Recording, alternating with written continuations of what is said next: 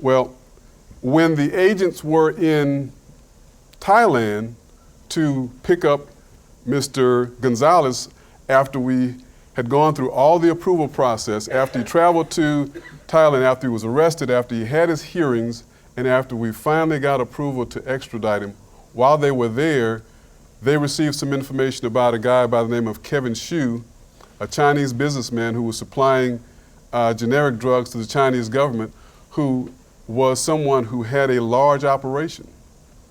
And they actually met Mr. Xu there in Bangkok at the same time they were picking up Mr. Gonzalez. So I must tell you that I have been the benefit of law enforcement. These guys have done a tremendous job over the years. And someone asked me before, hey, how is it that you end up doing all these cases? Do you have all these people sending counterfeit drugs to Houston? And it's not for that reason. It's because we have great undercover agents, great agents who have built relationships with you all, and you have felt comfortable contacting them about something that's happening over the internet.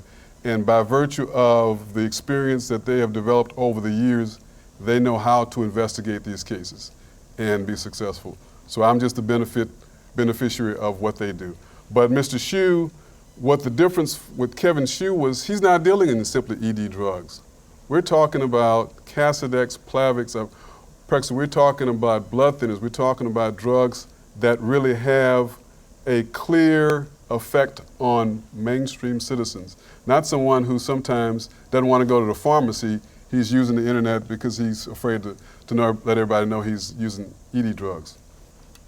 So Mr. Xu, we found out, was shipping counterfeit Zyprexa, Plavix to UK in barrels marked as chemicals that were never ever touched, because once they had the label that they were compound chemicals, they could reach or be shipped into the UK without inspection. And once they were in the country, they then received this vignette that's necessary to show that they are legitimate to be distributed within the UK.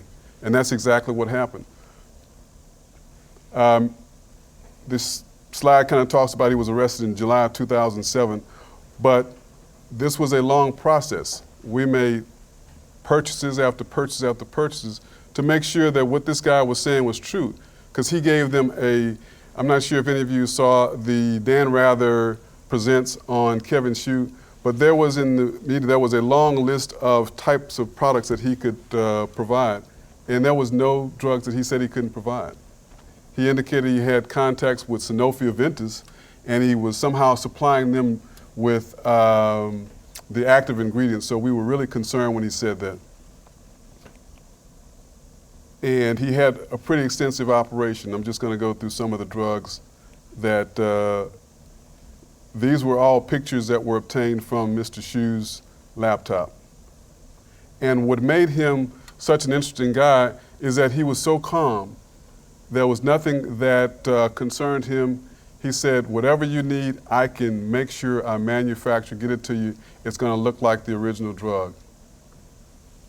So he was arrested and prosecuted in 2007 and was convicted.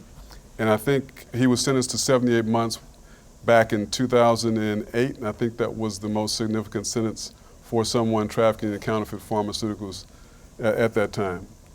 Where are we? Back in the UK? Yes.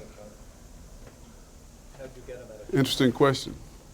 How did he end up coming to the US?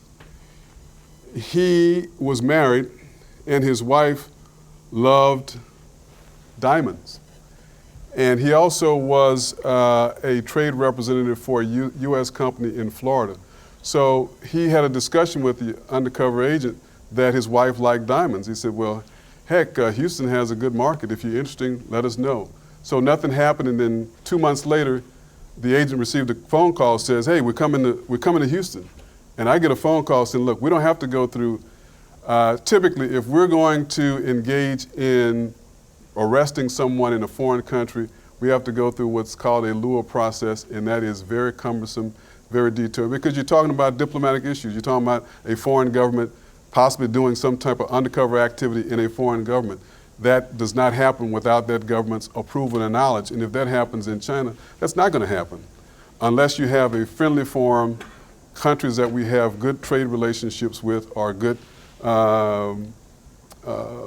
relationships with in the context of law enforcement. That's not going to happen.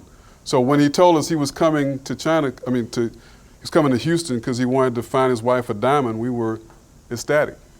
So the agent set up this elaborate room where he was told he was going to meet with a doctor who was connected with hospitals, and we were considering mixing and matching the authentic drug with the counterfeit drug. So we have wonderful undercover conversations where he's saying, yeah, those people are going to die anyway, so, who's going to know about it? And once we talked about how he was going to do it, he talked about how he did it in the UK. He talked about the volume, the quantity, quality. He actually had samples with him. And this was a treasure trove of evidence. And here it just fell in our lap. And so at the end of the meeting, the undercover walks out and they come in to arrest him. And he thinks it's a joke. He's like, no, you can cut that out now. I know y'all just kind of telling me how it's going to happen if we can circumvent customs. And they said, no, you're under arrest. The interesting part of that story was that he brought his wife. The wife, of course, was what? Expecting her diamonds.